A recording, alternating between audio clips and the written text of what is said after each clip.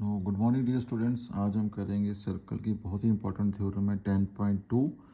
अब देखिए थ्योरम क्या कह रही है the lengths of tangents drawn from an external point. ठीक है, अब देखो ये एक सर्कल मैंने यहाँ पे बना लिया हुआ है और ये मैंने कोई ले लिया इसका एक्सटर्नल पॉइंट। लेट मैंने पी यहाँ पे क्या ले लिया, एक एक्सटर्नल पॉइंट ले लिया इसका। ठीक है जी। अब यहाँ से मैंने दो टेंजेंट ड्रा कर लिए, एक ये वाला टेंजेंट ड्रा कर लिया, एक ये वाला टेंजेंट ड्रा कर लिया। लेट अब इसका कोई नाम दे देते हैं। ये पी ए एक टेंजेंट आ गया और पी बी मेरा दूसरा टेंजेंट आ गया। ठीक है, जो ये थ्योरम कह रही है आपने क्या प्रूव करना है, जो लेंथ से टेंजेंट जो एक्सटर्नल पॉइंट से ड्रा हो रहे हैं उनकी इक्वल है, यानी कि पी ए इक्वल होगा पी बी के। ठीक है जी। अब देखो इसको प्रूव कैसे करेंगे। अब यहाँ पे भी थोड़ा सा हमें कंस्ट्रक्शन का काम करना पड़ेगा।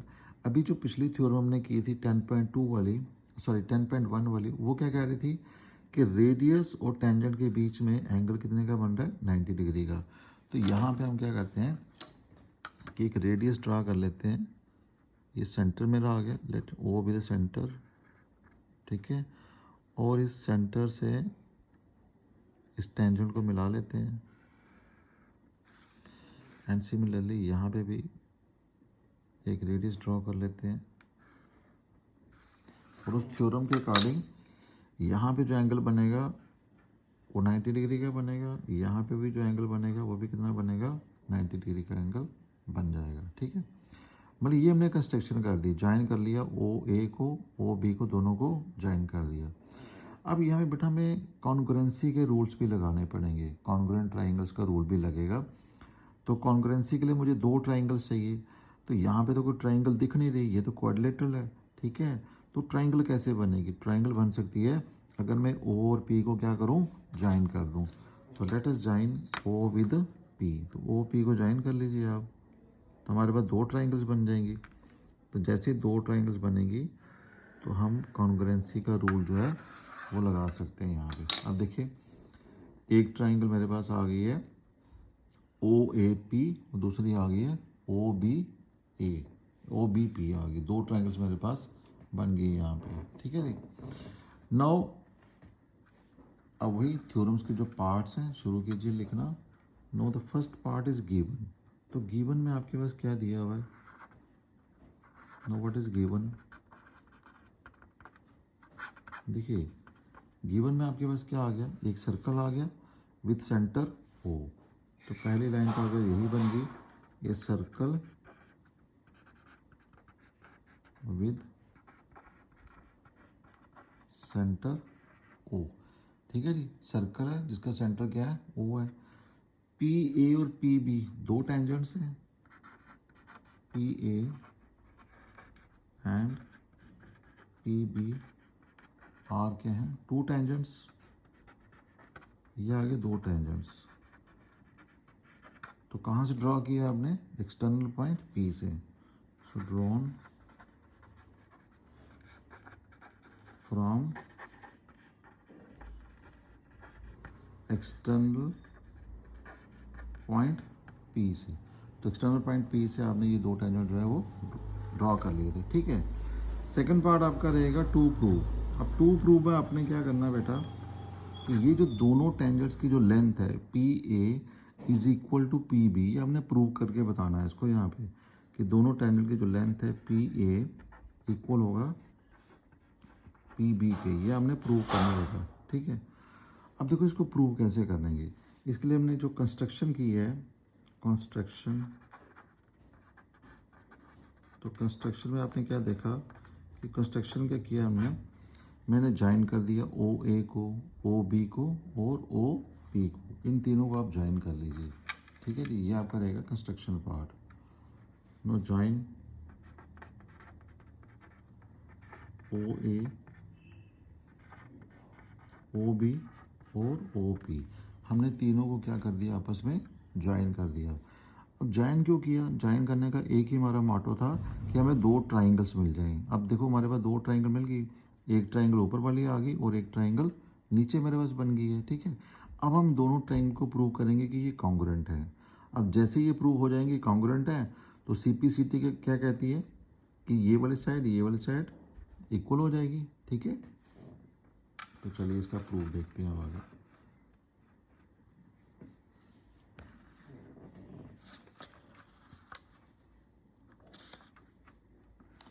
नो प्रूफ देखिए इसका।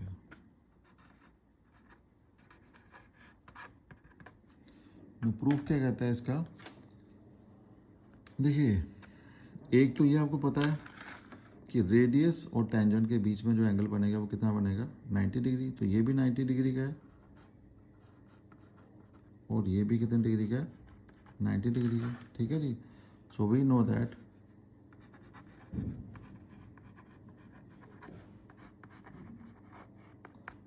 दैट जो रेडियस है वो परपेंडिकुलर होता है टेंजेंट के। So we know that radius is perpendicular to tangent. ठीक है जी। अगर रेडियस परपेंडिकुलर के टेंजेंट है तो इसका मतलब क्या हो जाएगा कि ये जो एंगल है O A P, angle O A P equal आ जाएगा एंगल ओ बी पी के, ओ बी पी के, और दोनों किसके बराबर है 90 डिग्री के बराबर है। ठीक है जी। चलिए आप ट्राइंगल्स ले, अब देखो ये दोनों राइट एंगल ट्राइंगल बन गई हैं। So in right angled triangle O A P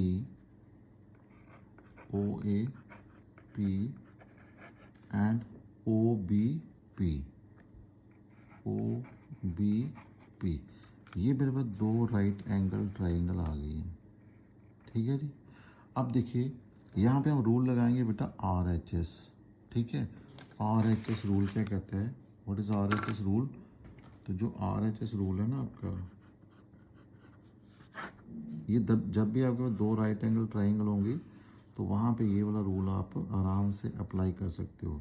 तो आर का मतलब क्या हो गया राइट एंगल। ठीक है, एच का मतलब क्या हो गया हाइपोटेनियस, और एस का मतलब हो गया ये जो दो साइडें बची है ना आपकी, इन दो साइडों में से कोई भी साइड, चाहे ये वाली साइड इस साइड के बराबर हो जाए, चाहे ये वाली साइड इस साइड के बराबर हो जाए। ठीक है, तो ये राइट एंगल बराबर होगा।